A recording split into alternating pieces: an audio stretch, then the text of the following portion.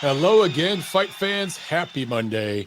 Welcome to the Neutral Corner Boxing Podcast, episode 317. I am your host, Michael Montero for Ring Magazine, ringtv.com, and the Ring Digital YouTube channel where you are watching me live. As always, I ask you guys to subscribe and click that little notification bell so you never miss a live video. We need likes, we need shares, we need subs. And I ask for you to go over to my YouTube channel, Montero on Boxing, and subscribe there as well because I put out content on that channel. Also, if you missed the live video of TNC, don't worry about it. The audio pod goes out on podcast platforms around the world 24 hours after the video is released. Actually, less than 24 hours. It's the following day. And all you got to do is look for the Neutral Corner, Montero on Boxing. You will find me. And once again, I ask for subscriptions, likes, reviews, ratings, all that good stuff. We do not charge a monetary fee for this show. The fee is simple, non-monetary. All I want you guys to do is spread the word about the show. If you get something out of it, if you have some fun, maybe you learn something, maybe you see things from a different angle, whatever it is, just share the show. We grow this show by word of mouth, okay? Same thing with my channel, Montero on Boxing. And if you're not following me yet, I'm on all the social media. Well, most of the social. I don't do TikTok and all that crap, but Twitter, Instagram, all of that good stuff, Montero on Boxing, okay? And of course, you can check out my website, monteroonboxing.com.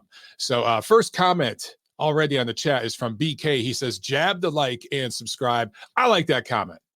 Make sure you do that, guys. Jab that like button and that subscribe button, not only here on Ring Digital, but on Montero on Boxing.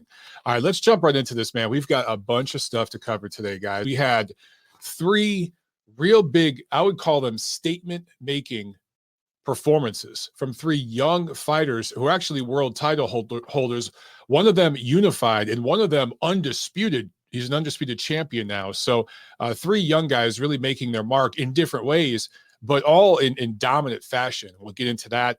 And then we have a bunch of fights this week, starting on Tuesday and going all the way up through the weekend. So a lot of stuff to preview. Let's start with news and notes, though. And we're going to get right into this, man. It's not official yet, but there are negotiations, serious negotiations underway for a fight between Terence Crawford and Errol Spence to go up against each other in October. It would most likely be Las Vegas. It would absolutely be pay-per-view, maybe Fox pay-per-view, I think. That's probably the most likely candidate. But if this fight can happen this year, that's great. Everybody wins. Boxing wins. It's long overdue. This fight is, in my opinion, right at the tail end of its due date. If this thing gets pushed back to next year, shame on everybody involved. But I'm hearing good things. I mean, I've asked around. I have no inside info or anything like that, but I have asked around to good sources, and they all tell me that this is legit. This is not bullshit. This is not media spin or anything like that, promotional propaganda, saying one thing and doing a different thing behind the scenes. Apparently, they really are negotiating this thing, and it is fairly close to being done. I say that with caution because we've been here a million times where, you know, we get excited about a fight that's almost done and then it falls through. But if you look at where Errol Spence is and where Terence Crawford are, neither one of them really have a place to go. And so if they fight now, maybe you have a rematch clause, right? And then the winner, I mean, you could end up with a 3-fight series here if you really think about it. You really could. But Jermell Charlo is right up there at 154. He's undisputed. If you're the PBC, you want to get things consolidated at 47 so you can get that guy to move up. You can get Charlo to move up. Maybe the two of them fight each other eventually, which would be great. But even if you move everybody up, then they have new divisions to conquer. You can keep these guys going. There's a lot of fight possibilities. And PBC has a lot of guys at 47 to 54. And they have a few now at 60, a ton at 68. So they have a lot of business in those middle range divisions, right? So obviously, Terence Crawford's a promotional free agent. If he does a 3-fight deal or something like that with PBC, I highly doubt they do a one and done. You got to think it'd be a 2 or 3 fight deal, which would include a rematch clause against Spence. It makes sense. It makes perfect sense. I get it. But if we can end up seeing the winner between Spence and Crawford eventually go up to 54 and go for a title up there, that's great, man. And if this thing happens this year, I'm really happy for it. I've been writing and tweeting and talking about this matchup for years, literally for years, okay? And not just here on this show, not just on my Twitter account, but in Ring Magazine and in other magazines. I've been talking about this on radio spots, other podcasts I've been on. Everybody in the business wants this fight. Everybody. And now there are absolutely zero hurdles, zero distractions. Like this thing should get done. And I'm gonna remain cautiously optimistic that it does get done for the fourth quarter 2022. Now, real quick, I wanted to hit on pound for pound discussion, and then we'll get into the fight review. I'm not going to do an hour-long discussion on pound for pound, but pound for pound shaking up right now because a couple of the fighters I'm going to talk about on this show have had some big performances lately. One of them is an undisputed champion now. And the young guard is starting to really come up and knock on the door of that top 10 pound for pound list. However, that old guard is still there. And what's happening, I think, right now is you have a lot of, I guess, established boxing media and the media platforms and boxing writers, and a lot of the older, more educated, experienced fans kind of clinging to the pound for pound list they've had over the last year or so. At least the names, they're shuffling around the order, but the names are kind of staying the same. And then a lot of the younger fans are wanting to see guys like Devin Haney, Tank Davis, who I don't think is there, but I'm just saying, Tank Davis, Stephen Fulton. Now, Devin Haney, Stephen Fulton, they are there. They're knocking on the door, and they're wanting to see those guys on the pound for pound list. The discussion and the debate is about what you prefer, what criteria you look at when you're rating a guy. And what's happening increasingly is I think some of these guys are getting in off of one, or knocking on the door, I should say, off of one big fight versus other guys who have had to do it over a series of years. So what do I mean by that? Okay, let's look at lightweight, which I think is relevant because we just had a big lightweight fight in Australia this past weekend. By the way, my recap of that fight is still on ringtv.com. Very well received recap. I'm getting a lot of kudos on that one, so you guys might want to check it out. Quotes from both fighters and some stats and stuff that you might enjoy. Anyway, lightweight division. It was Vasily Lomachenko. And some of you just get really butthurt when I mention that name. But if you really think about it, that's the guy that moved up from 126, then 130, then came up to 135, fought the last lineal lightweight champion, and then unified all the belts. Now, we can argue about the WBC thing. I'm not really interested in that right now. Vasily Lomachenko was the champion, and he sort of kind of had to clean it out. He had to fight several guys and win the belts. And he did this after moving up not once, but twice, 2 divisions higher than his natural weight. And by the way, he's still fighting at lightweight, which is still 2 divisions above his natural weight. He bulks up to fight there. But then comes in Teofimo Lopez, and he has one big fight. Now, he had beat a couple of top 10 guys, right? He had earned his belt, and he did win a belt. He came in, and there was a unification with Lomachenko, but Lomachenko had won the other belts. And this was, for the full thing, regardless of what the WBC says. And Teo won an upset. Now, at Ring Magazine, we immediately ranked Teofimo Lopez on the pound for pound list. And in retrospect, that was a mistake. And a lot of us, we've talked about this over the last few weeks because of some recent performances by some of these other young guys who have come up and won undisputed. And a lot of times, some of these guys are doing it in 1 or 2 fights because of the way things are working out for them, especially when it's all in-house promotions. And we ranked Teofimo Lopez pound for pound. The talent-wise, he's up there. He's in the discussion. But we saw what happened in his very next fight, and George Kambosos comes in. He has really the upset of the year in beating Teofimo Lopez, and he becomes the guy at lightweight. And now he ends up fighting Devin Haney, and you just saw a tremendous level gap, skill gap, and everything these two guys do. Just a huge gap between the two of them. Devin Haney is just so much better than George Kambosos. And I'm sorry for the Aussie fans that might upset, but that's just the truth. Kambosos probably hits harder, and maybe he's got a better chin, some of those kind of intangibles. But technically, all the technical stuff, Devin Haney's just better. and you saw the level. And it takes me back. And by the way, I predicted Haney by wide points, right? Go back and look at the record. It's all out there. You guys saw that. When you looked at the fight that George Kambosos had with Teofimo Lopez, Teofimo Lopez took Kambosos lightly. We all know that, right? Had a terrible camp, came in overconfident, and just started flat. And Kambosos wanted it. He came in extremely hungry. And he started really fast. He drops Teofimo Lopez. He builds up a massive lead in the first half of that fight. But Teofimo Lopez was able to work his way back into that fight. Teo had a poor camp, wasn't 100%. I guess there were some health issues. We know, regardless of that, there were a lot of emotional and mental distractions for him. It just wasn't the best Teo. Yet, despite all that, he was able to narrow the gap and get some work done late to where he made that a close fight. That was a close fight. I thought Kambosos won, but it was close. And I really thought about that fight a lot for a couple reasons going into this week. For one, it's pretty much exactly what just happened in my own personal fight 3 weeks back, my own personal amateur fight.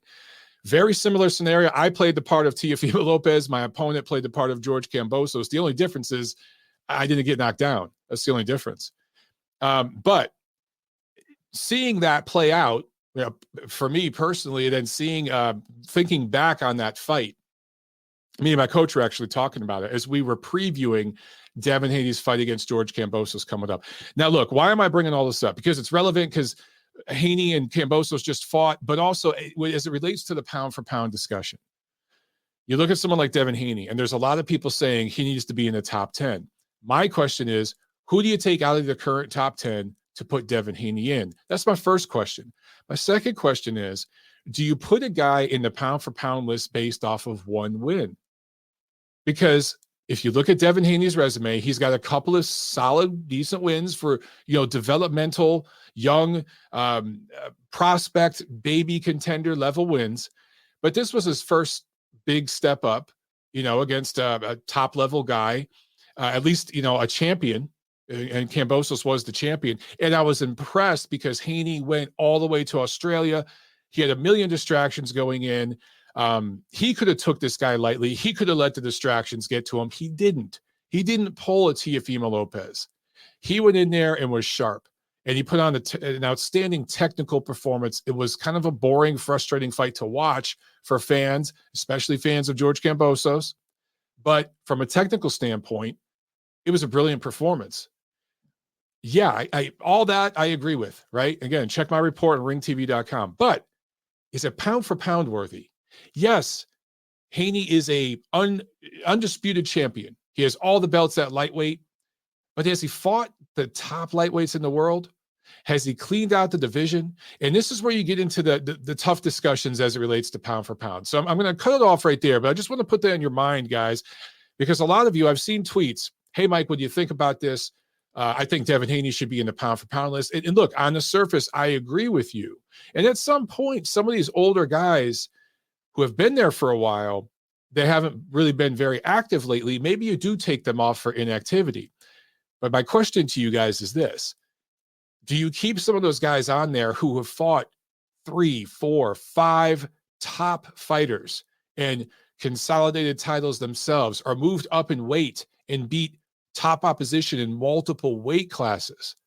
Or do you do you remove those guys and put a new guy in there based off of really one win where he got all the belts, And for me, I know my answer. I'm keeping that guy on the list that has 3, 4, 5 top wins, that's been in there cleaning out a division or beating top guys at several different weights, fighting and beating guys above his natural best weight.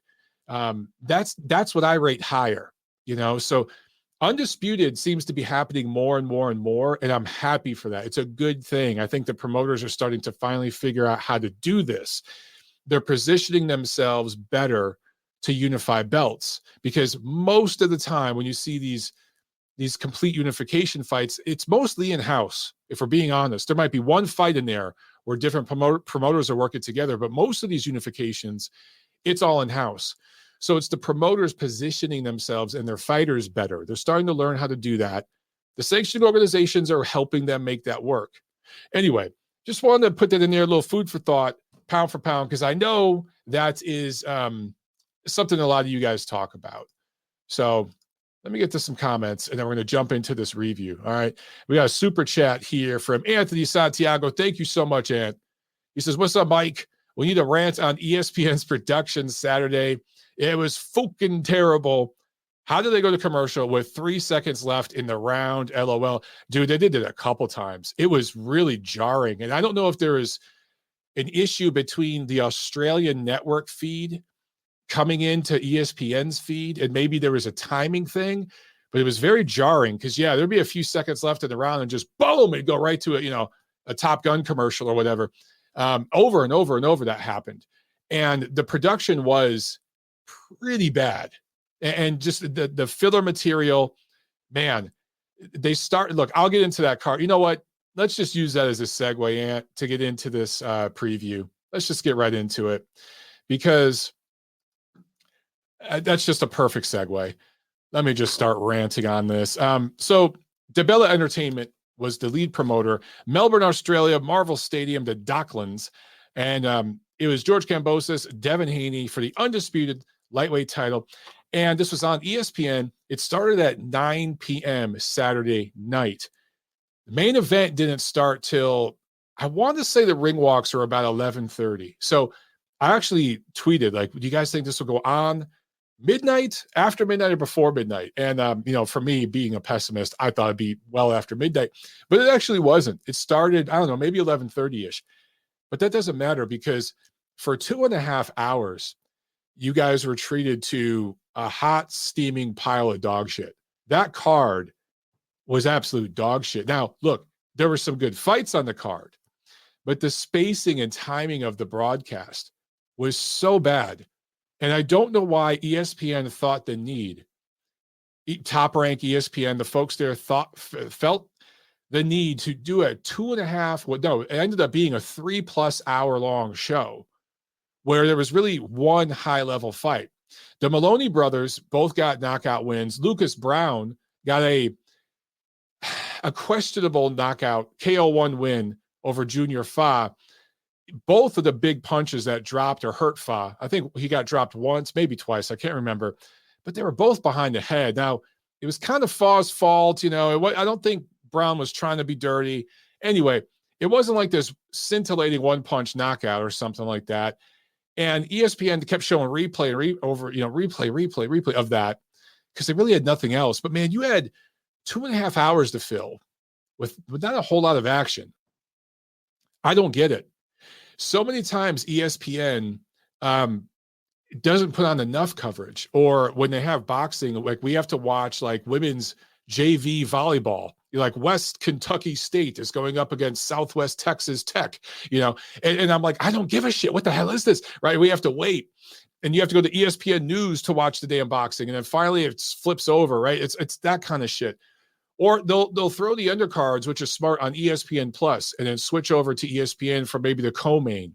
Why in the hell did they have hours of coverage on ESPN primetime Saturday night that sucked? And then you jump into the main event. This should have just been the main event. I don't know why they did it this way. There was nobody they're really previewing on the undercards that they're going to have fighting in America. Top Rank is going to have. So I just don't get why they did it this way. I really don't know. Maybe there was nothing else going on that ESPN could have, but it was just really, really long and boring and dull and just a terribly run show from a network perspective. Now, people that I know who were there actually enjoyed it. They enjoyed being at the fights, and I think the Australian feed, the TV feed over there, was much different. And it probably flowed better for you guys. But over here in the States, it was just Mark Kriegel talking about, there's just always some, epic story he's trying to lay out. And I like Mark Kriegel. I think he's very good at what he does. I just don't give a shit about all these damn vignettes and, hearing about this person's dead puppy or this person's, sick uncle's next door neighbor's friend's parrot. I just don't give a shit. Go to the fights. And I think that the networks would be they'd be better off coming in maybe at a co-main for something like this, especially when it's a fight that's overseas here in America. You know, if you're broadcasting it here in America, and just get to the damn show. Just get to what we want to see. Anyway, yeah, the broadcast of it was difficult to get through, but the fight itself, Devin Haney wins, improves to 28-0, wins by the scores of 118-110, which was a good score, and 116-112 twice, which were really horrible scores. I don't know how you give George Kambosos 4 rounds of this fight. I thought a round or 2 is pretty much what you could give him if you're being generous. If you had this 120, 108, I wouldn't be mad at you. I really wouldn't.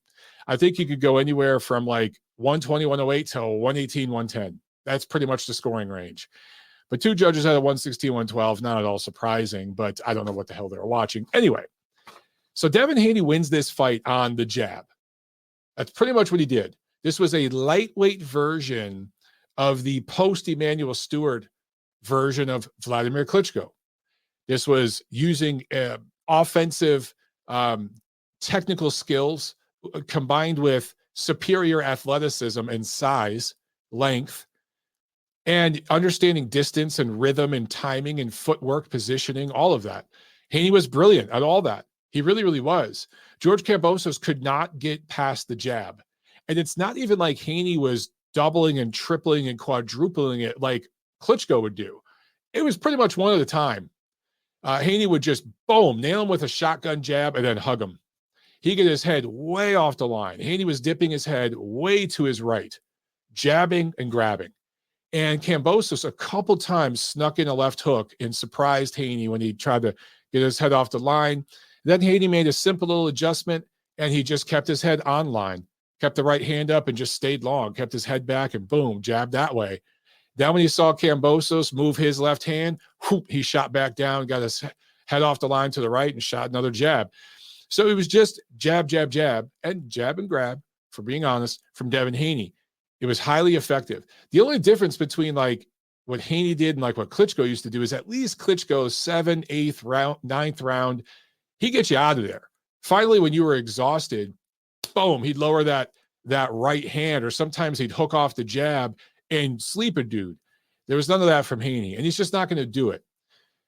But this version of Haney will be tough to beat. However, it ain't going to work the same way against guys like Ryan Garcia, who has faster hands than Devin Haney and is every bit as tall as he is. I don't know if he's quite as long, but he's close.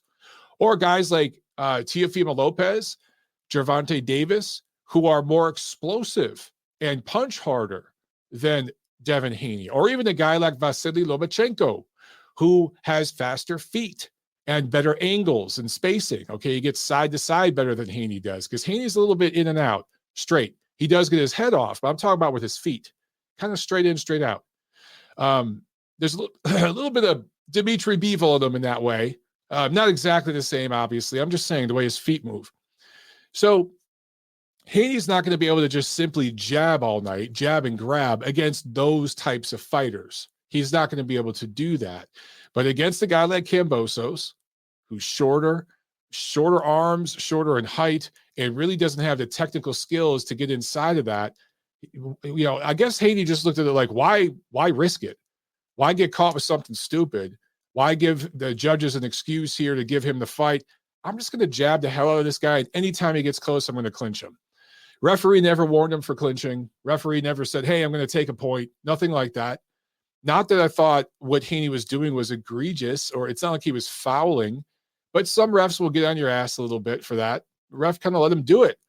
And from Kambosos' standpoint, dude, when you got somebody jabbing and grabbing you, you got to make an adjustment. You got to do something to him to get him to stop doing that.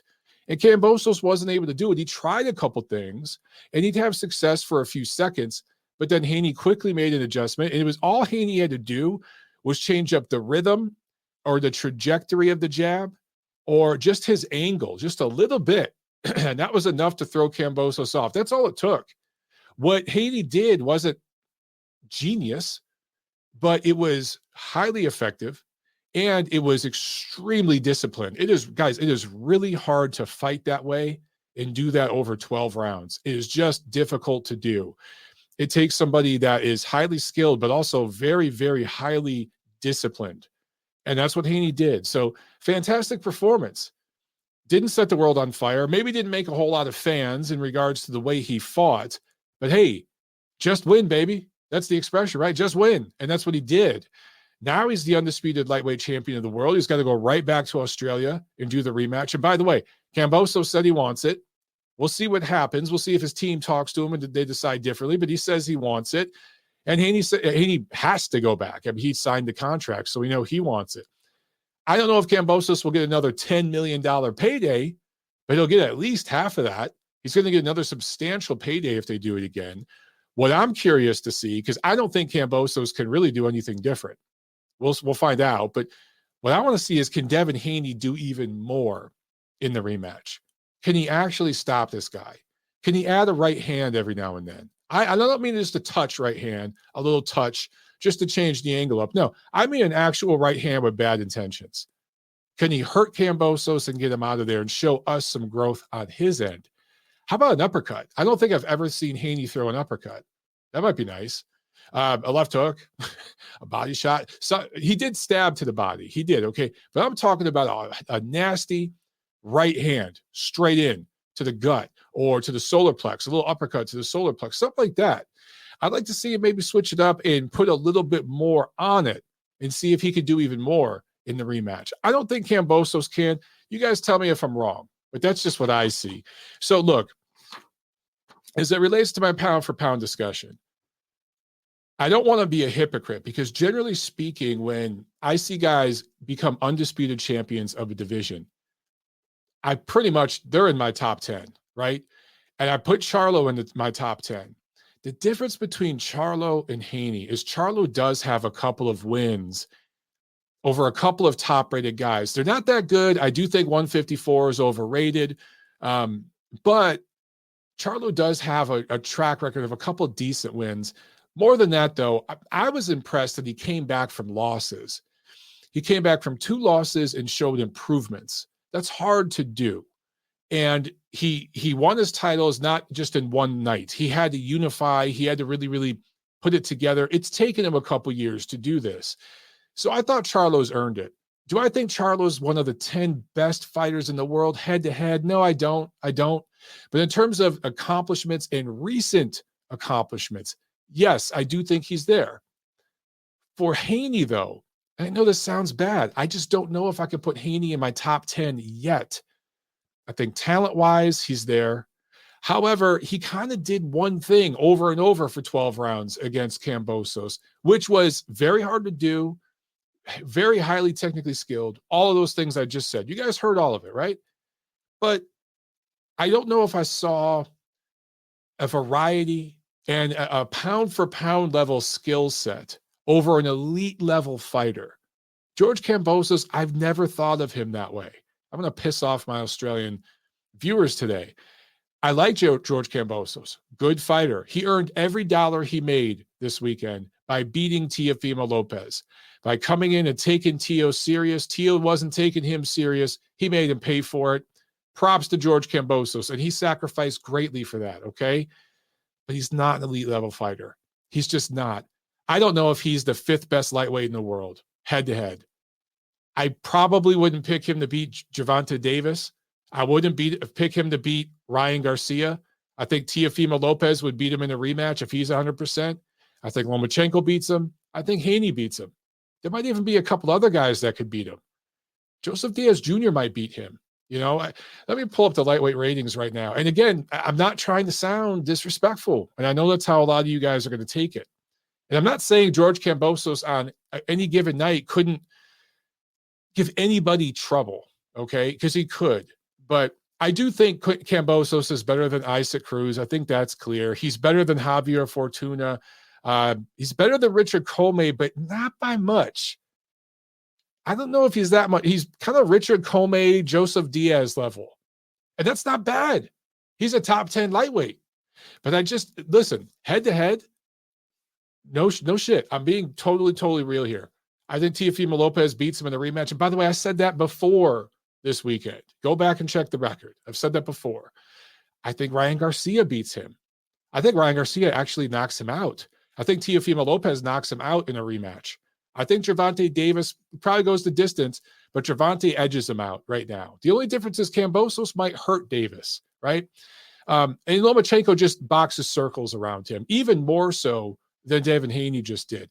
So just to put things in perspective, I'm not trying to rain on Devin Haney's parade. For me, not quite pound for pound yet, but top 15, hell yeah. Hell yeah. Let's stick with this pound for pound discussions and go over to Minneapolis, Minnesota.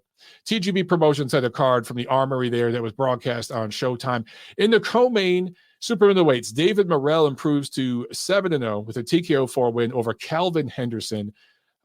Decent win. Look, I look at Morrell as a top-level prospect. You want to call him a contender? Okay, cool. Only 7 fights in, really has looked really strong, but not against the best opposition. I want to see this guy step it up. I know he's only got 7 fights, but he has a piece of one of the WBA's 400 titles. They're talking about him as a potential opponent for some of the top guys like David Benavidez and whatnot. If that's the case, I want to see him in there against the top 10 guys soon enough. Main event, Stephen Fulton improves to 21-0, does his hometown of Philadelphia very proud, and defends his unified 122-pound titles with basically a shutout win over Daniel Roman. And to be clear, for Fulton, this was the first defense of his WBC belt, the second defense of his WBO belt. Now, why do I mention that? Okay, because he is a title holder. He is a unified title holder, but he is a newly crowned title holder.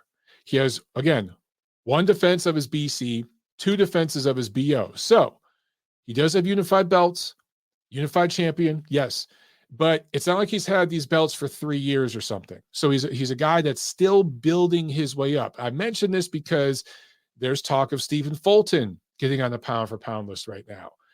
And talent-wise, he might be better than Devin Haney.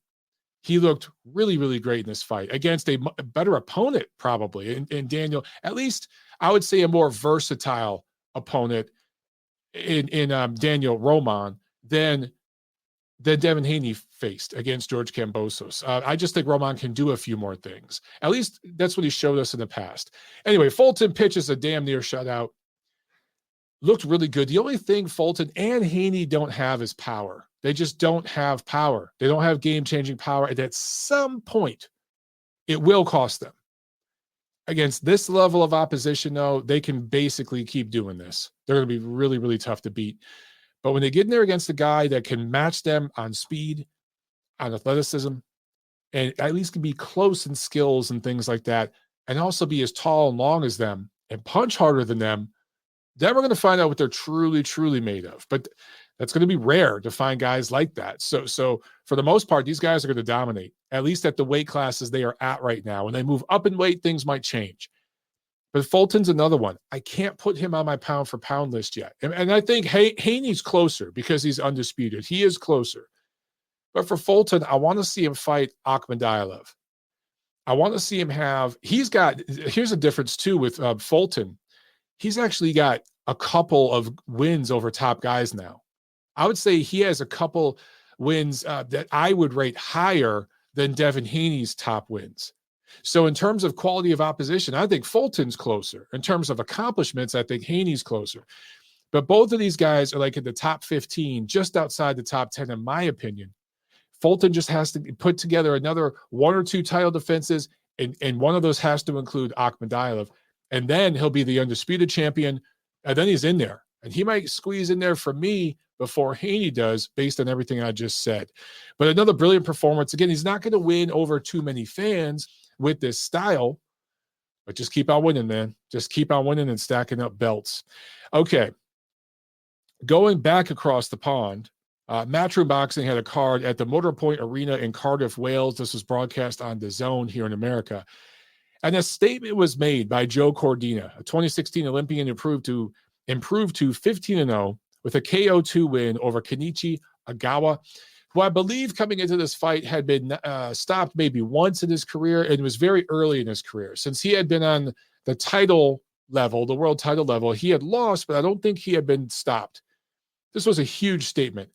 I thought Cordina was going to win this fight, but I thought it was going to go the distance. I thought he'd win a decision.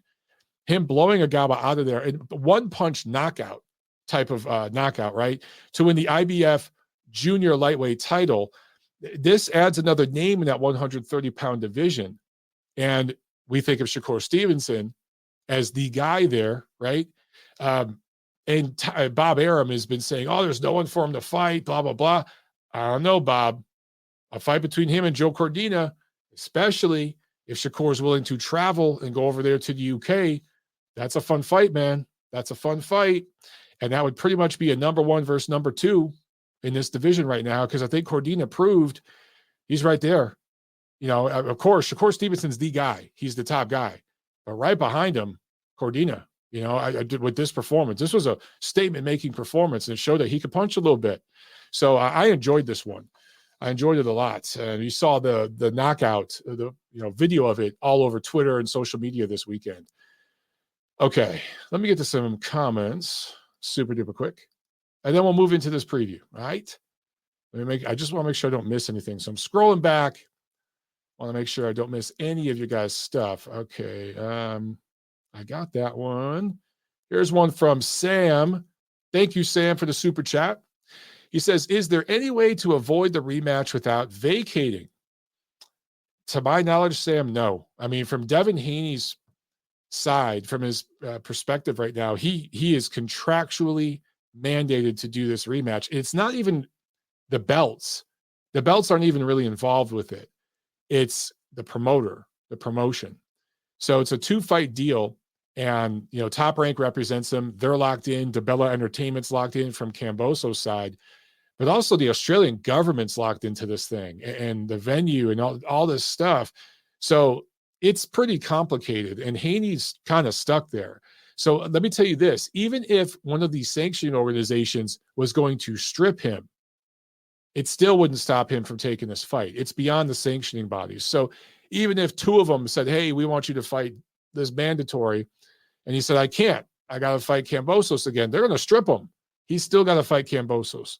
So that fight's happening. The only one who could stop it is Kambosos himself. So if he decides he doesn't want it, if his team says they don't want it, then we won't get it. But short of that, it's happening. Aaron, thank you so much for the super chat, brother. He says, Mike, can Kambosos pull a Punisher Williams versus Carlos Quintana result in the rematch?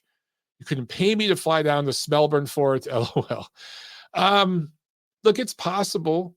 It's possible. But once again, look at how P. Will matched up physically against Quintana. All right, look how those 2 fighters matched up physically and in terms of styles. Kambosos, dude, he's shorter. His feet are slower. His head is on the line. His head movement isn't nearly as good as his upper body movement. And, getting the maximum length on his punches and all that, it's just not nearly as good as Devin Haney. And it's no diss. Kambosos is a very, very good fighter. He's maybe the 5th or 6th best lightweight in the world right now in terms of talent and everything else. But, I just don't see anything he can do different. The person, again, I'll repeat this, the one that I'm interested in seeing if he can do something different is actually Haney. Can he improve upon his performance and add some more to it? Because I think Haney's got those levels. But Kambosos, dude, this was it, That's just the way I see it anyway. Papa Chubby, thank you so much for that super chat, man. He says, hey, Devin dispatched Cam the way Tio should have. Absolutely correct. And actually, in terms of styles, Teofimo Lopez should have stopped Kambosos. But, look, he came in overconfident. He said, here's what happened, guys. And again, I can kind of relate to this a little bit in my crazy, dumb little world and a little bit of fighting I've done. Teofimo Lopez came into that fight with George Kambosos. He saw that Kambosos had 2 close split decision wins on the road. They were on the road, but even if they should have been unanimous decisions, they were kind of 7 rounds to 5 type of decisions against guys like Lee Selby. So he saw that. And then Tio told himself, man, I just beat Vasily Lomachenko. I just beat one of the pound-for-pound best fighters in the world, one of the best amateur fighters ever, one of the most accomplished fighters of the last 5 or so years. I just beat him. This guy ain't going to do shit to me. And he came in half-assed, and he got cold-cocked early on in that fight. And the thing is, despite Tio being levels better, despite him starting so slowly, because he was levels better, he was able to work his way back into that and almost pull it off. And I'm telling you right now, when I was thinking about George Kambosos and Devin Haney, I remembered the last few rounds of Kambosos' fight with Tio, and I thought, yeah, that's the Devin Haney that's going to show up. He's going to do that. And the only difference is, Teofimo Lopez almost stopped Kambosos. He tuned him up in one of those rounds, almost had him out of there, just couldn't quite finish the show. He was a little tired, wasn't in the best shape, et cetera, et cetera. Maybe the mentality wasn't to finish. It was just, oh, man, maybe I edged him now because I hurt him. That sort of thing. Maybe the judges will give it to me, edge it to me. And again, I can relate to that feeling. I've been there recently. And the difference is Haney's not that guy. He's going to come in 100% sharp for every single fight. At least that's what we've seen from him so far. Teofimo Lopez, if he comes in 100% and fights the way he fought Vasily Lomachenko, he knocks out George Kambosos. End of story. I know it's going to upset some of you. It's just the truth. Mark Ashley with the super chat. Thank you so much, Mark. He said, agreed, huge win against a lesser-looking competitor. More factors than even a huge win. Who you fought, when you fought them, etc. Pound for pound should demand more than that. Yeah, I'm with you, man. You got to rate these guys. I just think it's interesting that you have some fighters who have to toil for a couple years, 2 or 3 years. And again, maybe they move up in weight and they do this. And they consolidate all these belts and they establish themselves as a top-rated fighter, a pound-for-pound rated fighter. Whether they're undisputed or not, they're seen as the top guy in a division, and they're seen as one of the top guys pound-for-pound in the world. And then a younger guy who's kind of feasted on B and C level fighters gets that older guy at the right time and scores a big upset win. Has that guy earned a pound for pound level accomplishment? I don't know about that. On any given night, anyone could beat anyone. And so sometimes I think we jump the gun a little bit too quickly with these guys who pull off one big win. It's about your overall body of work. Anybody can kind of put it all together on one night. Can you do it time in and time again? Can you come back from an L? Can you come back from a poor, even a fight you win, but it's a poor performance? Can you come back and show improvement? Can you clean out a division? Can you show up time and time again and fight top level guys and beat them? To me, that's pound for pound. That's pound for pound, in my opinion. All right. Oh, we got some more super chats. Oh, you guys are awesome, man. Sam A with another one. Thank you, Sam. He says, Kenichi definitely needed his androstenedione. Yeah. I wasn't going to mention this, but Kenichi Ogawa, he had tested positive for steroids in the past. I think he had won a belt or something like that at some point, a world title, and it was taken away from him, changed to a no contest. I know it was a high-level fight, whether it was for a title or not, because he tested positive for steroids. So he didn't look the same in this fight, and he sure didn't take a punch the same he has in the past. Makes you wonder.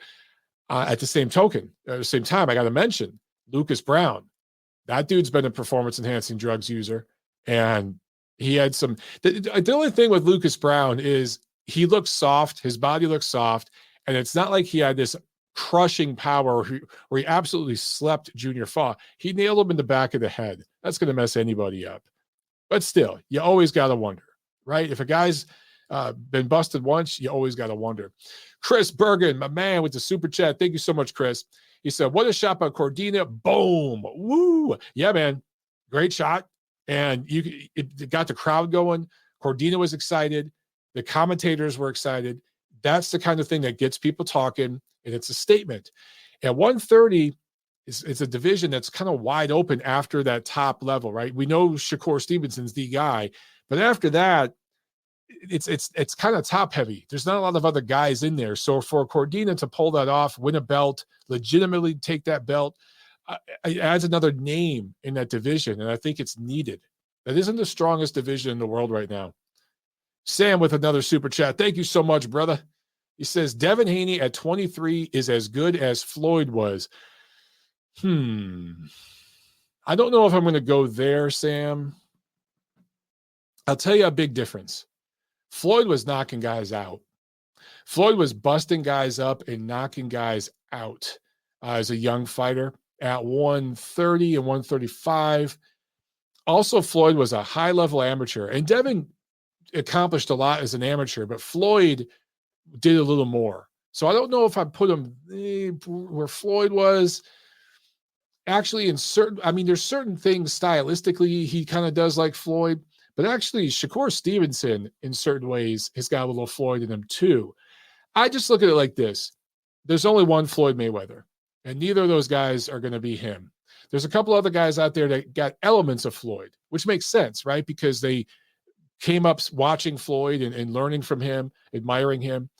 But I don't know. I don't know if I go quite that far, but he's close. He's close. Nigel with the super chat. Thank you so much, Nigel. She says, 2022 is the year of Undisputed. So good. Yeah, look, 2022 is turning out to be a pretty good year. Look, if we end up getting the rematch between Joshua and Usyk, which we should, that's supposedly done for July, but it hasn't been made officially official. We're going to get Canelo Golovkin, the third fight between them. We already got Undisputed at 154. We're going to get close to Undisputed at 175. We've got belts unified in several divisions. We just saw 122. And now we've got 135 consolidated. And we're having the greatest year in women's boxing history. That's another thing, too, to throw in there, right? All that factored in. This is a pretty damn good year. And we're not even halfway done yet. I think that, and then, if we get Crawford and Spence, you're going to get Undisputed at 147. And we've been wanting that forever. So, man, this might end up being one of the best years, I would say, post-2000 in boxing. Seriously, it really, really might. Which would be great because we freaking need it, man. We freaking need it, people. All right, let's do this preview. Then we'll take a few of these phone calls. All right, this Tuesday, June 7th. Man, we get fights on Tuesday. What? The rematch between Naoya Inoue and Nonito Donaire at the Super Arena in Saitama, Japan, just outside of Tokyo. And this will be on ESPN+. So a lot of you guys have asked about this. From what I've been told, ring walks for the main event should be right around 8 a.m. Eastern time. So get your ass up. Now, you might want to get up a little earlier than that. You might want to turn on your ESPN Plus app at 7:45. But while you're having your morning coffee on the East Coast, for once the East Coast guys went out, because you guys on the West Coast, 5 a.m., that's kind of early. But here, 8 a.m., hey, we're awake at that time anyway to get ready for work, right? So you wake up and you have your coffee, you chill, you get dressed for work, you have your cereal, whatever it is you eat, you turn on your ESPN Plus, you're going to get a fantastic fight, man. Inoue-Donaire, this is for 3 of the belts. Talk about Undisputed. We're pretty close here at 118 at bantamweight. 3 of the belts. This is for Inoue's IBF and WBA and Donaire's WBC. The last time these two fought was in 2019, the end of 2019, and it was the 2019 fight of the year. So, am I expecting this to be fight of the year? Probably not, but I'm expecting it to be high-level good stuff with plenty of drama. I just think stylistically, these two guys, it's going to work out again. So since the first fight, both of them are undefeated. Inoue is 3-0. Donaire is 2-0. 5-0 between them since the first fight. All 5 by knockout. So these guys have been on knockout streaks. And Inoue's run includes a KO7 win over Jason Maloney. Jason Maloney himself, since that loss, I think is 3-0. With stoppages. So that win has aged very, very well for Inoue.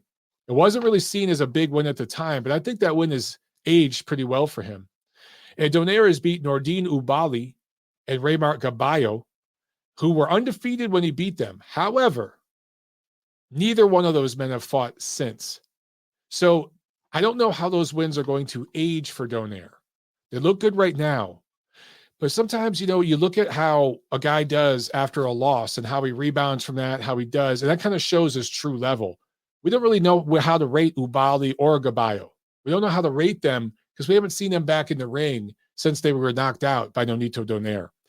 Anyway, here's how I see this one playing out. There are going to be outstanding moments. Both guys are going to get work done. If I'm Donaire, I'm starting fast. I'm coming in guns blazing and trying to put some hard leather, test that orbital bone out that you busted in the first fight, put some hard leather on Inoue, and see what you could do from there. If I'm Inoue, I'm starting cautious in building as rounds go. You don't want to let Donaire get in a rhythm, but I think that, you need to be prepared for a 12-round fight and try to wear Donaire down late and go for the stoppage. And that's what I see happening. I actually see Inoue winning this fight by stoppage. I think he's going to knock Donaire out somewhere in the second half of this fight. That's what I see happening. But I think it's going to be fantastic. And the crowd is going to be nuts, especially if Inoue does get the stoppage. It's going to be a lot of fun, man. Everyone's going to be pumped up for the workday after watching this. So Friday, June 10th, we got a couple of cards. Matchroom is doing a show with Canelo Promotions in Jalisco, Mexico City. Of course, Mexico. On the Zone is being broadcast on the Zone. And I think these two announced recently a partnership. We're going to see Canelo and Matchroom promoting shows down there in Mexico, mostly Mexico City, on the Zone. So in the main event, Hiroto Kaioguchi, 15-0 fighter out of Japan, defending his WBA 108-pound, that is junior flyweight belt for the fourth time against Mexican Esteban Bermudez. So that's the main event in that one. Also, from Verona, New York, upstate New York, Showbox has a show on Showtime, and it's a heavyweight special. There's a bunch of heavyweight fights on this thing. George Arias, who is a 17-0 Bronx-based heavyweight, originally from the Dominican Republic, now fights out of the Bronx. He's going up against Alante Green in an 8-rounder. And Uzbekistan native Bakodir Jalalov, 10-0, was Uzbekistan native, but now lives in Brooklyn. He's going up against Jack Molowahi, 8 rounds heavyweight. So you got a little Brooklyn, you got a little Bronx, you got a bunch of New York action in upstate New York. Huh?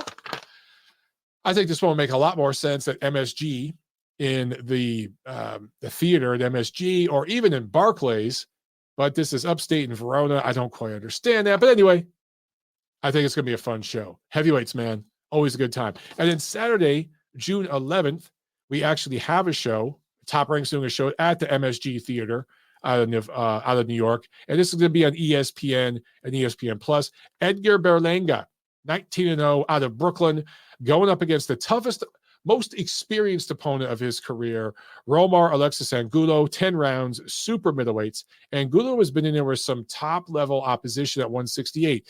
He fought Zurdo, Gilberto Ramirez, and he fought David Benavidez. Now, he was beating those fights pretty dominantly, but he went to distance, right? So he goes rounds. He's a tough, durable guy, experienced. We're going to find out what Edgar Berlanga is made of in this fight. So I really like that matchup. It kind of feels like Top Rank is telling Berlanga, shit, I got off the pot. Let's see what this dude really has and reassess the situation. I like it. I like it a lot. Also, June 11th, Golden Boy Promotions has a card from the Honda Center in Anaheim, California. That's maybe an hour or so east of Los Angeles. This will be broadcast on the Zone. Jaime Munguia in the main event, going up against the UK's Jimmy Kelly. 12 rounds, super middleweights. It's listed as a super middleweight fight. I just don't know what to think of Jaime Munguia right now. I just don't. I don't know what to think of him. Will I watch this? There's probably, let's see, 1, 2, 3, 4 fights I will watch before this one. If I get to it, I get to it. That's just how I feel about it. Also on this fine Saturday, June 11th, Don King, the ancient Don King, has a show out of Miami, Florida at the Casino Miami Jai Alai. I have no idea what the hell that is, but that's the venue. Trevor Bryan is going up against Daniel Dubois. 12 rounds, heavyweights for Bryan's, and I wouldn't mention this, but I have to here because it's so funny. Bryan's WBA regular heavyweight title. Now, I beat up on the WBA a lot. They deserve it. This fight is exactly why I make fun of them. Trevor Bryan is not a top 25 heavyweight. He is going to get demolished by Daniel Dubois. If Daniel Dubois shows up in shape and does and focused 100% and isn't taking this guy lightly and fights him to the absolute best of his ability, he is going to beat the brakes off of Trevor Bryan. Now, maybe I'll be proven wrong, and Trevor Bryan will make me look like a fool, and he'll show us levels never before seen, but that's pretty much what I'm guessing, that Daniel Dubois dominates and stops Bryan and wins a fraction of the WBA title, which is pretty freaking pathetic. Pretty freaking pathetic. Shame on the WBA for all that they do. Oh, they're just the worst. They really are the freaking worst. Okay. I think that's it, guys. For the preview, like I said, loaded weekend. I want to make sure I didn't miss any super chats. They were good. All right, let's jump to the phones real quick. I'm not going to take a bunch of calls, but we are going to take a few. All right, so let's get to these. And we start with 317. What's up? You're on the show. Go. Hey, what's up, Mike? It's Nacho. Nah, I'm just playing. Nacho, hey, yeah, that's Jack. What's up, Jack? How you doing, man? Good. So we called it, man. I mean, I don't think it was too hard to predict the Haney decision. I think you'll agree with me that I didn't think it was going to be that one-sided. I thought, Kambosos would win like 3 or 4. Wouldn't you agree? I didn't think Haney would beat him that decisively. I thought he would. Yeah, I thought this was going to be a one-sided. Shut up, Mike. I did. No, you didn't. Go back and watch. You said it'd be like you said like 8-4, 7 type of fight, and you can. Is that what I said? You can see stuff. Yes, that's what you said. All right, fair enough. Let me go back. I'm going to find the article because I'm going to go ahead. You keep going, but I'm going to find the article where my predictions on Ring TV. But go ahead. Oh, no, I was talking about one of your videos. But, yeah, so the thing about – and one more thing. I hope you don't get pissed for me calling you out on this. I want to give some constructive criticism. I know you compared your fight to Teofimo, and Kambosos. You're like, I know what it's like to have a couple issues. I mean, we don't really know. We can't really compare the situations. You know what I'm saying? Well, of course, it's not the exact same. I had a 3-round amateur fight. These guys are professionals fighting 12 rounds. I'm just saying I took an opponent lightly. He started fast. I almost was able to get him at the very end. I had him hurt, almost out of there. So it's similar in that respect. It's just something me and my coach were talking about recently. Let me read my official prediction off of ringtv.com, Jack, and quote this. I'm quoting myself here. Despite all the obstacles, I believe Haney will outbox Kambosos comfortably to win a unanimous decision in Australia. This is the American's big moment, and he will seize it to become the undisputed lightweight champion of the world. Boom. Come on. Fair play, lad. Whoa, auto deception. See right there, that's for me. Whoa, auto deception. See, I tricked you right there. Yeah, whatchamacallit. So the reason why I think that Teofimo lost to Kambosos is Kambosos, no matter what we say, he's not elite, but he does have an elite level chin. You remember he took a bunch of huge shots from Teofimo. Yes. That's one of the reasons he was able to stay in that fight. Good point. And I made $50 with one of my friends, Justin, he said that Haney hits harder than Teofimo. And that was like $50 that Haney does not drop George Kambosos. And I kind of, you want to know the funniest fucking thing? This dude sent me the money in the 10th round. He didn't even fucking try. Damn. Dude, that's hilarious, dude. He was like, dude, the fight's not even over. But you could tell, like by the third round, I'm like, oh shit, because I was writing the article for Ring TV, and I was just like, yeah, this is going to distance. I changed the title of my article. I started typing it all out because you just knew, you freaking knew. Would you do that? I think that's awesome, though. That dude said, here's your fucking money, Jack. I know it's the 10th round, but here's your fucking money. That's what he was saying. I love it. That's hilarious. Yeah. No, you want to know what's hilarious? Someone commented, Nacho calls me an hour long, and he doesn't allow Mike to talk at all. And then every time, like, all right, Mike, that's all I got. Yeah, I just posted that here on the page. I just pinned it to the page. I gotta see what we gotta get Nacho to respond to this. All right, Nacho, it's your turn to respond to Deluxe Recordings comment. He says that Nacho calls me an hour long and does not allow Mike to talk, and he ends it every time like, "All right, Mike, that's all I got." So boom. All right, now Nacho's got to respond to that. We'll hear what he says. All right. So the fight was good, but dude, I predicted Haney to win this, but after seeing the fight, Haney's talented, but Mike, I think he's really chinning. I think he has an Amir Khan type chin, but he's just really defensively sound. I think he can get dropped very easily. If he fought Teofimo now, I'd favor Teofimo. Like even this Teofimo, because he couldn't hurt Teofimo with his pretty fat punches, and Teofimo would eventually land a bomb on him. Would you agree? It's possible. It's possible, but shit, I don't even know what's left of Teo because he's about to fight a journeyman at 140. I gotta see him. But if it's the Teo that fought Loma, sure, yeah, I could see that. Dude, that one, yeah, that was because the thing about him, Lomachenko, I think he was kind of nervous, and then when he started boxing, he started fucking up Teofimo. Now Teofimo's talented, but out of all these guys, the 135 pounders, I think the best. Okay, wait. On the count of three, don't say it. Just keep it in your head. On the count of three, I want you to name who you think the best fighter at 135 in the world is right now. Don't say it. On the count of three, 1, 2, 3, Lomachenko. I knew you were going to say Loma. It's a great point. What the hell, man? You ignored me. No. The reason why I did that is because I know where you're going with it. And there are a couple guys that brought this up. But I gotta rate Haney number one because he's got the belts, and and we got to see Loma after the war, dude. I don't know how Loma's gonna look, man. He might never be the same after that. You know what I mean? Yeah, I know what you mean. One more thing, I want to talk about Donaire and Inoue. They called this fight Drama in Saitama. What a fucking awesome name for the fight. That's such a great name. I like it. Yeah. And this fight is going to be amazing, dude. It's crazy that the last time these guys fought, it was 3 years ago. I was still in high school, my senior year, and I remember I remember telling you this a few times. My I think it was like history class or something. The teacher was like, it was like something out of a dream. He was like, "We're not doing anything today," and this is when the fight was like into round 4, and I had to be really quiet the entire time because like when Inoue like dropped him and then got hurt by the left hook, and then Donaire hurt Inoue, dude, I was like, because I wanted to just flip out and shit, but I couldn't because I was in the middle of class. Yeah, you have to like, or something.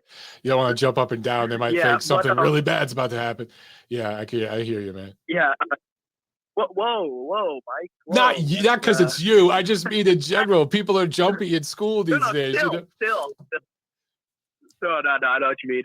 But I think it's going to be a 50-50 fight, believe it or not, because I think in a way, he has to look the same to me after the first Donaire fight. I'm serious. And I think Donaire is going to put everything on the line, and he has that puncher's chance.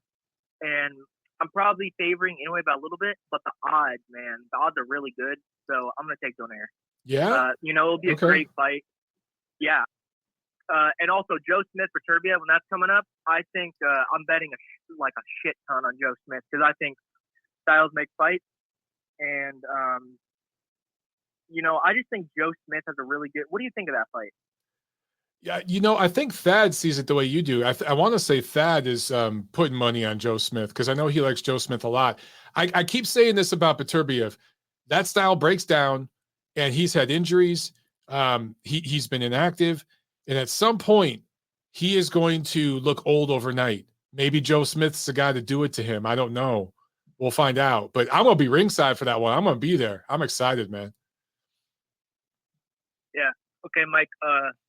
Yeah, I'm gonna tell you. Someone said Jack is an exuberant young man. Is that an insult or a compliment? I think exuberant is good. I think that is a good word. Now I gotta look it up. Damn it. Yeah. No. It says filled or characterized by lively energy and excitement. Yeah, around people like when you were so calm, but I was just like happy to be in the moment. I'm just a happy dude.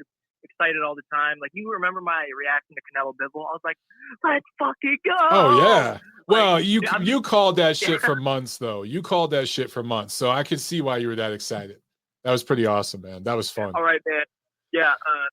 Hopefully we can spar soon. By the way, too. I need to get some work back in. I'm talking to your coach, but okay. I can tell you about that later. It's your show, but hell yeah, man. Take it easy. All right, Jack. Peace. Yeah, there we goes. Yes, Jack is rather exuberant. There are times where I'm exuberant, but most of the time when I'm doing my show here, I'm freaking tired.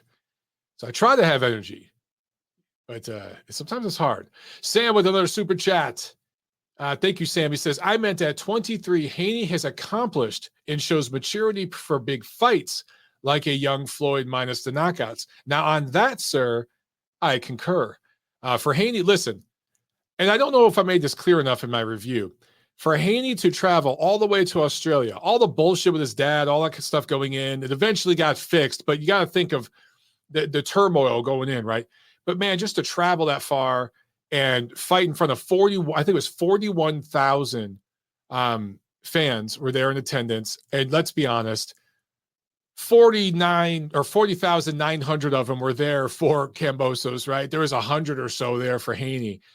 For him to handle it the way he did and box the way he did, outstanding performance. That's really, really hard to do. So in that respect, you're absolutely right, Sam. He showed some big time, big fight maturity like a young Floyd.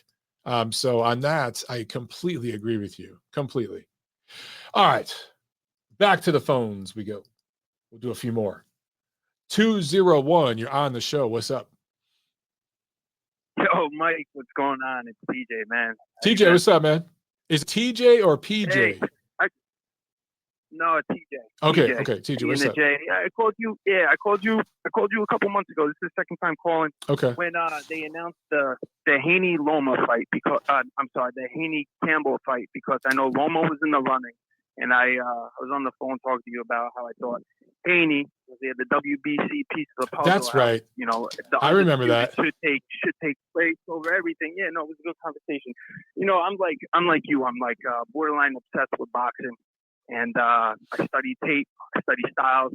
I bet that's my thing. So at any time, you don't think I'm saying something that's on point, stop me at any time. I'll give you an explanation. But as far as this fight that was coming up, because I go on a lot of UK channels because they're so passionate.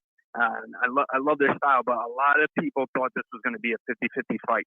I got a lot of heat for this because everyone was drunk and high off the Teofimo win.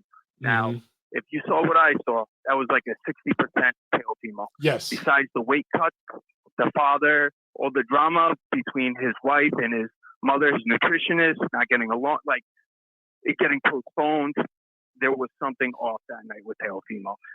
100% I'll take Teofimo in a rematch any day with Kambosos. Now, with that being said, what they refused to acknowledge were the two fights, the two split decisions before. If you watch, most specifically, the Mickey Bay fight. Lee Selby, 126-pounder that he didn't knock out or stop, that just got stopped in Argentina by a guy named Lemos. Okay. Now look at Mickey Bay, who has a very good jab. When he fought Mickey Bay was 37 and a half years old, almost like 2.5 years in active. And he couldn't miss with the jab. Now, I don't know about Haney being a pound for pound. I hate pound for pound list, but I'll tell you right now, if I had one, Haney would be on my pound for pound list. Okay. But what he would be on is pound for pound one of the best jabs in boxing. Yes. Now, if you watch the Mickey Bay fight, he had the blueprint. I was telling people 10-2. I don't see Kambosos getting more than 2 rounds. People thought I was crazy. People thought Haney was going to get stopped because he got wobbled by Linares. Linares and Campbell have nothing in common. Now, he did exactly what I thought he was going to do. He's been at 23 years old. And, yeah, he was boring. It wasn't a good fight. But that doesn't just fall on Haney, too, because that is also up to Kambosos. You know, he has to make it competitive as well. Now, I wasn't sold on Kambosos. And even before that, like you touched on, with possibly Jojo Diaz beating him, I think Isaac Cruz is a 50-50 fight. Yep. Even Rolly Romero, you know, believe that or not. But those are close fights with Kambosos. I'm not sold on him, wasn't sold on him, and the rematch is just going to be as boring. But I know that the last kid, what was his name? Jack? Very passionate. I like the kid. Is it Jack or Jack? Yeah, it was Jack. Yeah. So now that Haney has the belt, people who was number one at 135. I'll tell you this, what I honestly believe. If there was to be a tournament, you pick your top 6, 8 lightweights at 135. When it's all said and done, when the dust clears, the smoke settles, there's one guy at the top of the mountain. His name's Tank Davis. I'll tell you right now. The problem with Loma is he's too small at 135. And I understand you made a comment earlier, people get butthurt about it. When people, you say Loma's the best. And I get it. When you talk to people, they constantly bring up, well, he had 396 wins, 2 gold medals, 3-weight division champion. I get all that. Mikey Garcia was a 4-weight champion. Look, that doesn't mean anything. He just lost to Sandor Martin. Adrian Broner, 4-weight champion.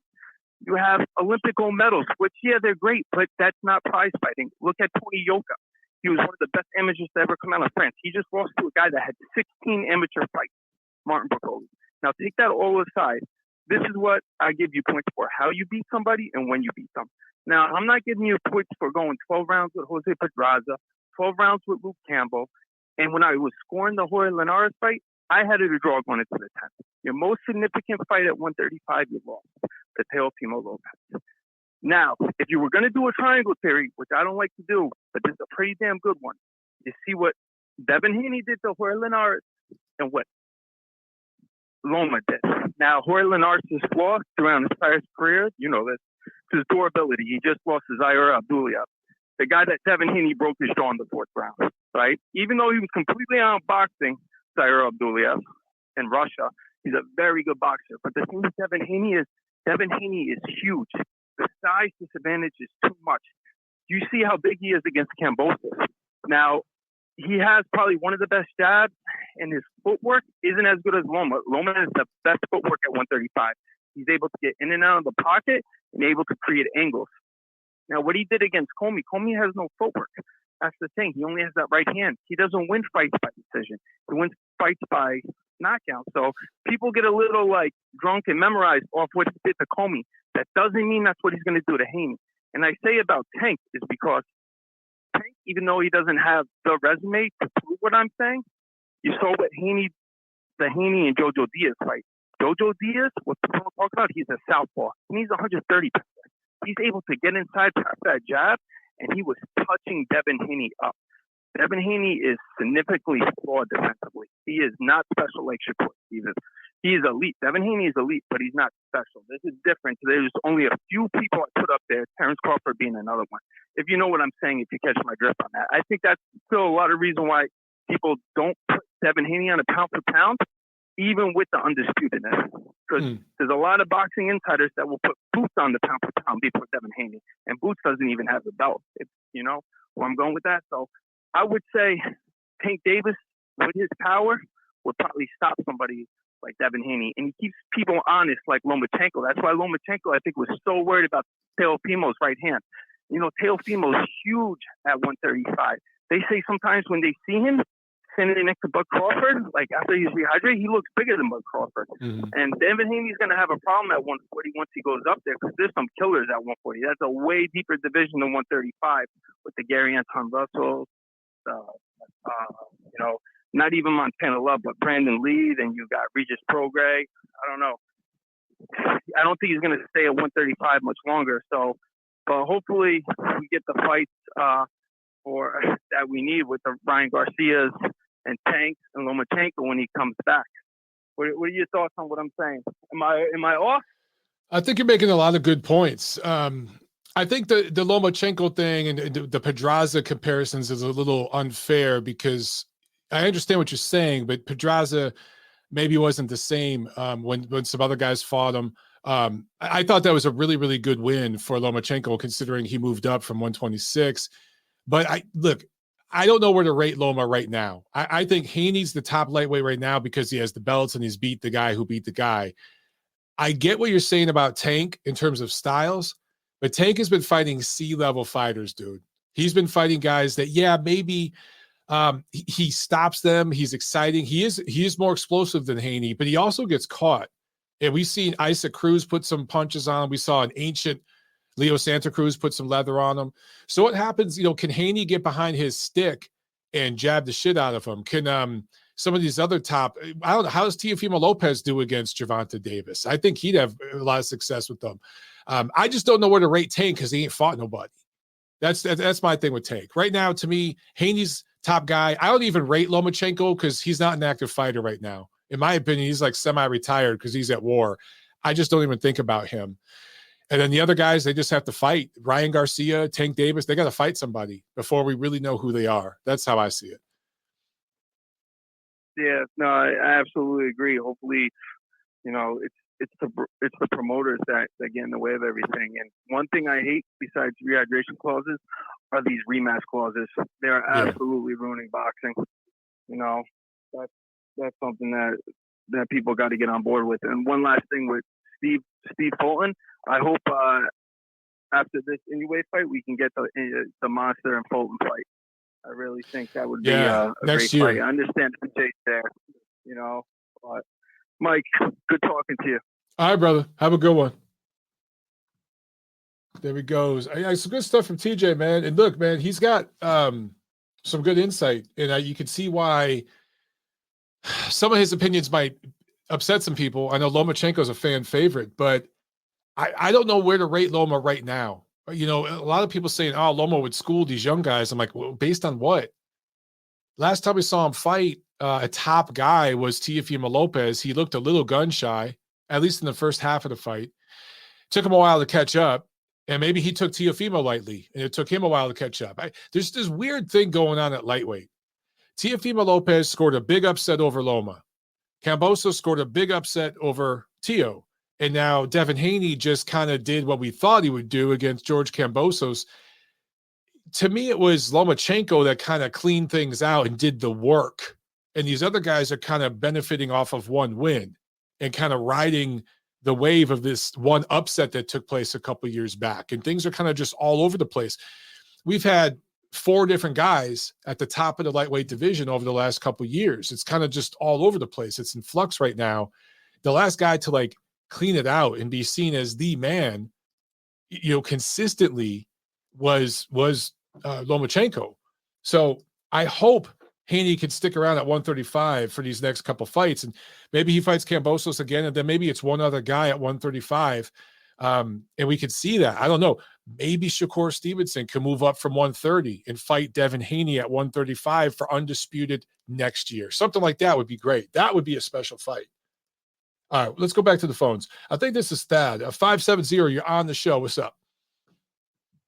Hey, thanks, Mike. Yeah, the thing with Lomachenko, before he left against Comey, he would have been top lightweight. I thought so. Based on the Las Vegas odds, they had him installed him at a 7-1, 8-1 favorite. That's minus 800, minus 700 at different outlets against Kambosos. Devin Haney was minus 200, 2-1. So Las Vegas thought he was a significantly better fighter against Kambosos. So that should kind of tell you what you need to know. Now, after the war, we don't really know. All bets are off. I know Alexander Usyk is having a very, very tough time in his camp. He's not the same fighter mentally or physically. I really hope he pulls out of that fight with Joshua. But just in case, I'm hearing bad things.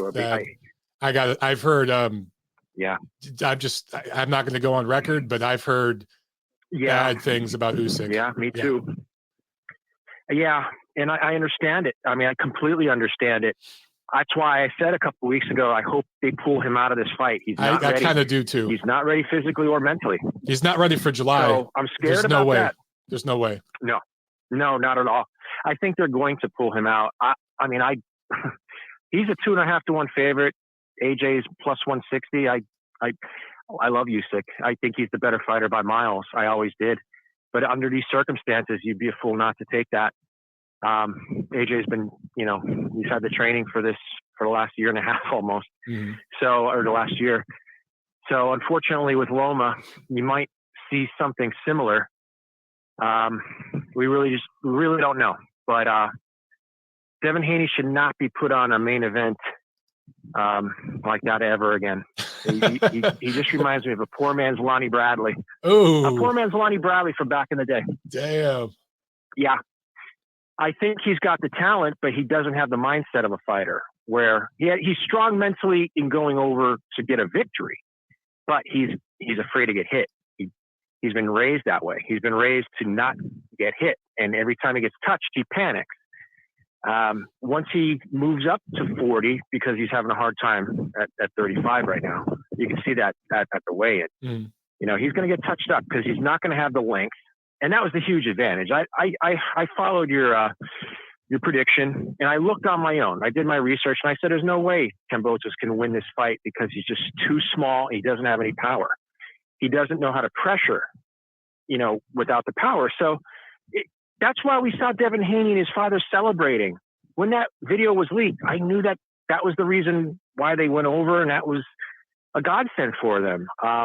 They knew that they could beat Devin Haney. They did not know they could beat Teofimo Lopez. Hmm. And then with the war happening in Russia, everything fell into play.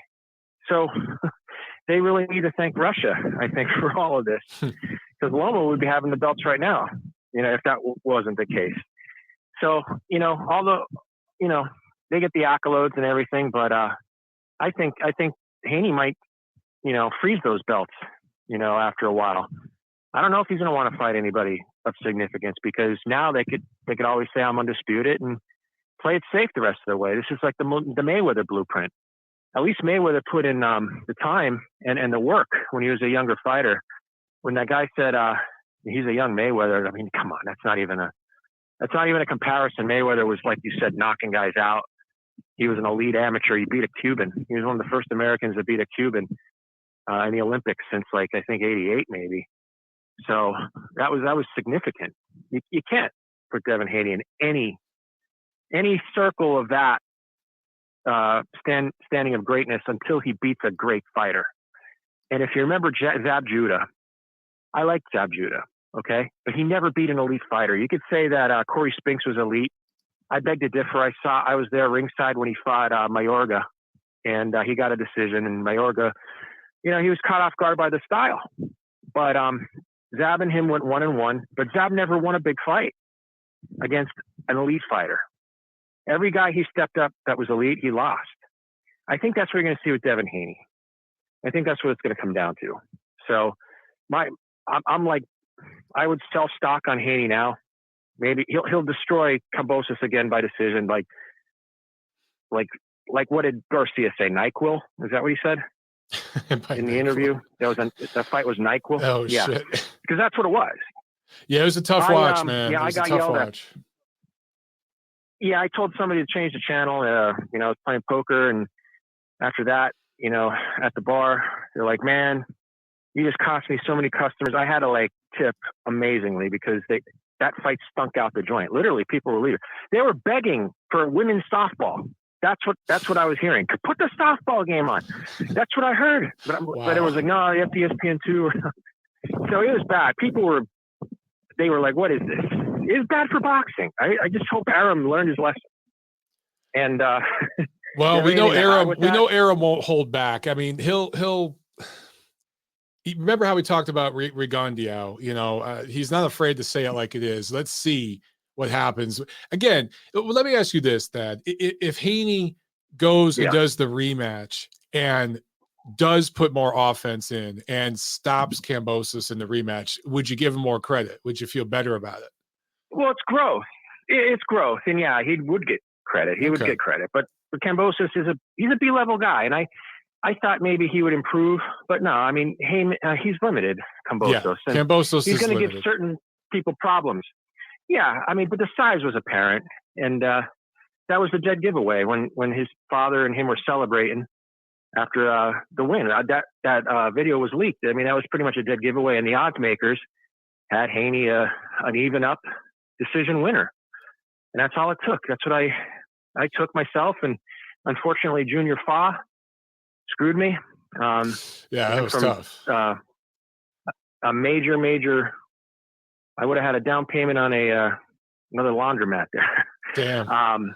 But yeah, that destroyed. Yeah, if you're taking parlays, that's one of the risks. A 43-year-old guy you think is going to get blown out ends up landing 2 rabbit punches and you lose. Yeah.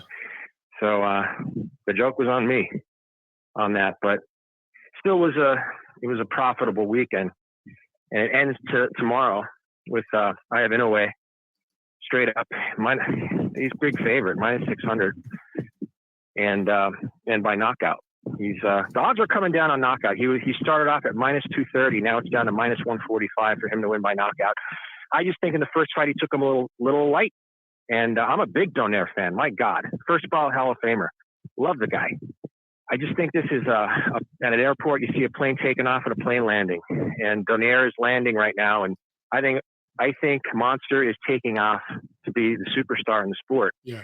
Just unfortunate that he's a small guy. He can't really move up much, if at any. I mean, 122. That's probably like Loma at 35. Mm-hmm. But if he could fight Fulton, I think he can. I think he can beat him. But I think he's the budding star, and I like him by knockout tomorrow, sometime between 7 and 9. And you'll get plus 475 odds if you take that bet. So if you put up 100, you'll win back 475 plus the 100.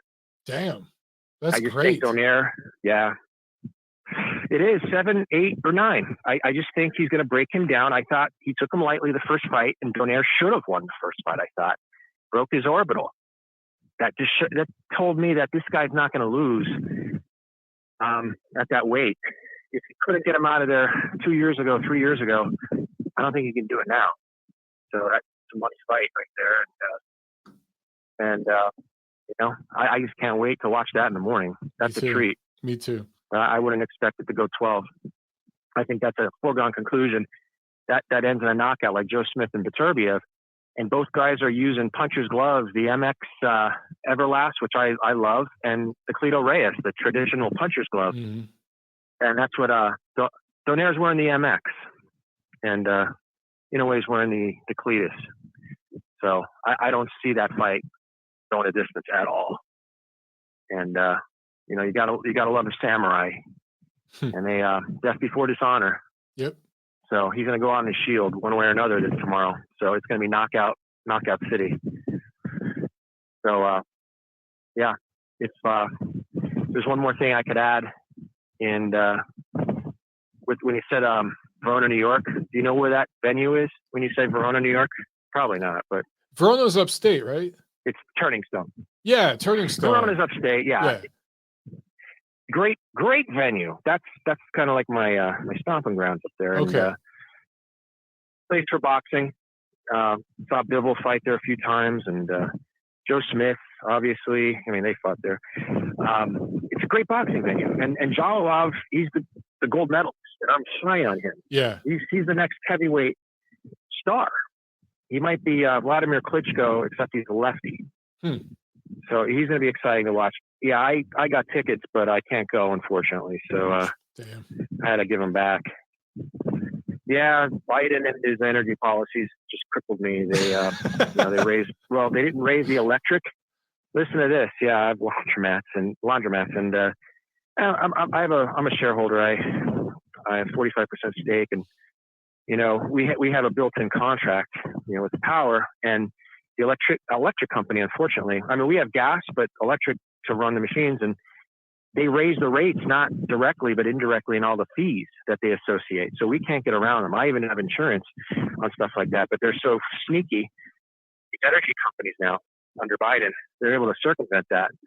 So yeah, there's going to be an energy crisis in the United States moving forward this fall. Good time. Maybe even this summer, but got to deal with that. $5 a gallon gas up here. Yep. Too. Good times. They want people to buy the electric cars. Yeah. So in some ways it shadows boxing in a way, like how PBC tried to monopolize the sport.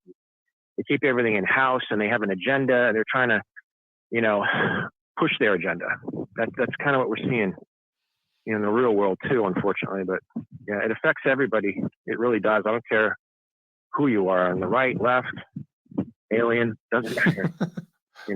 They're smoking us out, Mike. They want us to abide by this energy, this green New Deal, and now they don't want us to be driving anywhere. They want to keep us where they could control us, and they want us to turn to them for help. And that's how they beat down a populace. I just hope people wake up. I really do, before it's too late. So that's my story. I'm sorry. I'm probably gonna have to put boxing on the back burner now. But if Junior Fay would have won, that would have paid for everything. Junior Fay would have helped you out a little bit for a new one. Well, I got my plane tickets. Knocked out by a guy that's got nothing.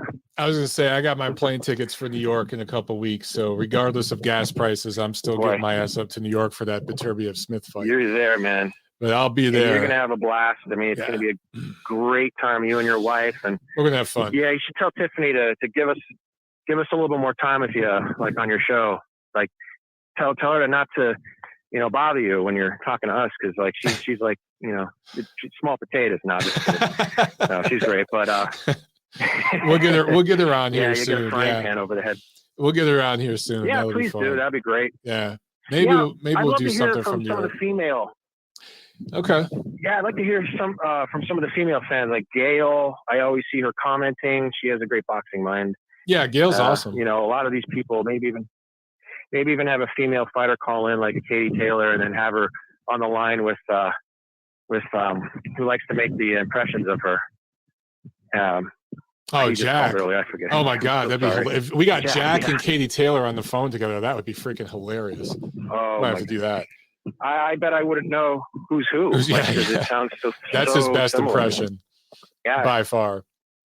Yeah, excellent. And yeah, that would be great to hear from her and some of these female fighters, because they're very approachable people. Usually, back in the day, I'm saying boxing, the fighters were always front and center. But nowadays some of them are divas. But unfortunately, true that. One more thing. Did you catch Paulie Malignaggi trolling Devin Haney? No. On his podcast. It was like 6 minutes long. Oh, right at the end, he's like, well, yeah, we're going to see if Haney's going to keep his promise. He was alluding to the fact that Haney said he'd never lose to a white boy, a.k.a. Bernard Hopkins versus Calzaghe. Oh, man. So he was I didn't see that. Time. Well, Devin Haney kept his promise this weekend. We'll see what happens if he moves up and fights the Josh Taylors of the world. I don't think Devin Haney would look very good against a guy like Josh Taylor or somebody like that, because his height and everything. He get knocked out by Taylor. Would be smothered, in my opinion. But the white guys at 135, he'll be okay because he's a lot taller and longer, and you can use that jab. But we'll see what happens. We'll see. So he kept his promise so far. If Lomachenko comes back, if he fights the Lomachenko, we don't know what Loma's going to look like. We don't know what Loma's going to look like. Right, exactly. We don't know. That's what I'm saying. If he was the same guy who fought Comey, Loma would knock him out too. And I think Ryan Garcia, the diva he is, I just think he's more talented, and he has that. He's faster, and the power is going to be the difference in that fight. Yeah, that's the one I actually want to see. Yeah. I'm not really interested in Tank versus Haney, but I'm interested in Garcia versus Haney for the styles. I actually think Tank versus Tio would be fun. 100%. Tank versus Tio would be a hell of a lot of fun. But Tank is too small for Tio. Tank is way too small. Did you see Tank and Shakur Stevenson standing next to each other? Tank's a little dude. It was like his little brother. Yeah. He's a little guy, and Loma's a little guy, but not as little as Tank. Tank gets fatter. He's like a Broner, sort of, but Tank should not be fighting past 135. He's a small guy, so he's going to get, if he fights anyone that's better than the guy he fought at 140, I mean, he's in trouble. So yeah, size matters, and that's usually the adage. A good big man will always beat a good small man. So. Yes, indeed. Take it for what it's worth, but yeah, hopefully Usyk pulls out, man. I don't want to see that where a guy's just going in there to fulfill an obligation. I think that's what it's more about, is the obligation of the contract. So yeah, I really hope he gets straightened out before, or even just retires at this point. I don't want to see that. I really don't. So, all right, Mike. Love to hear what you have to say. All right, brother. Have a good one. You too, man. All right, bye. All right, there he goes. All right, so Mandeli is posting in the chat here that Charlo Soleski, I think how you pronounce it, Soleski, is postponed. Charlo is hurt, I hear. Interesting.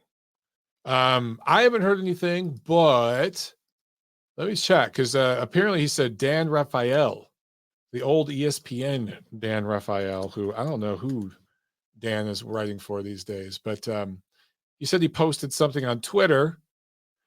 Okay, yeah. So according to Dan Raphael, we're going to post this here as breaking news. Let me go ahead and share my screen. And then we're probably going to wrap it up, guys. We've been going for an hour and a half here. About to, yeah, let me share this. So I'll read this for those of you listening to the, hang on, to the audio. So, okay, Dan Raphael posted, breaking, Charlo Solecki postponed.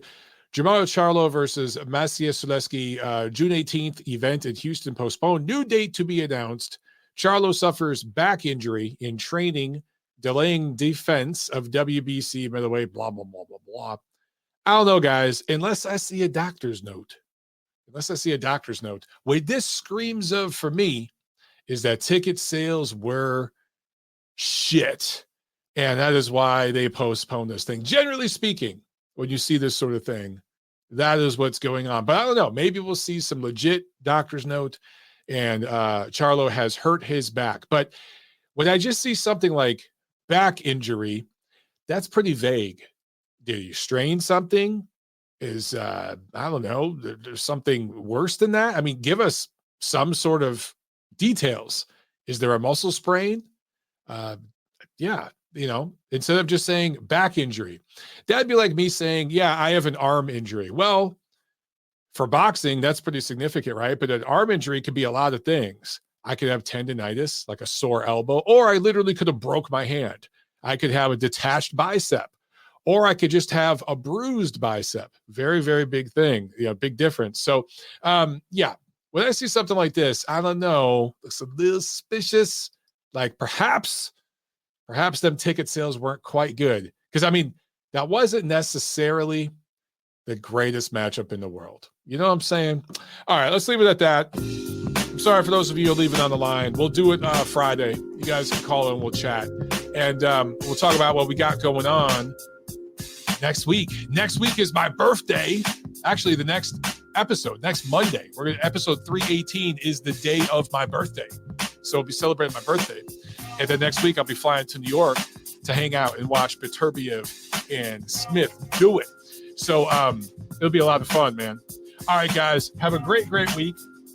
And I'll see you at the fights. Peace and chicken grease.